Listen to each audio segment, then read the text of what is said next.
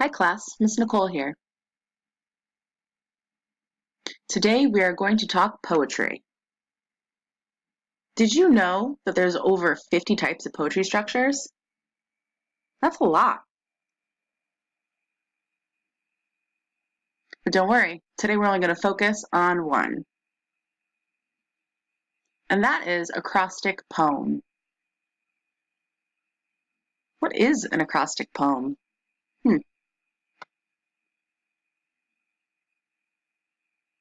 An acrostic poem takes a word and writes it vertically. That's up and down. Then each letter is used to begin that line, like this. Crazy little furball at my feet, trying to bite my toes. See the word cat? Easy, right? Just make sure each line is about your topic. That's the vertical word.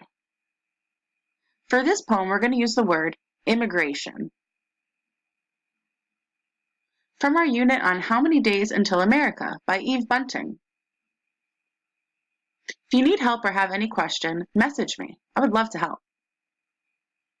Happy writing, poets!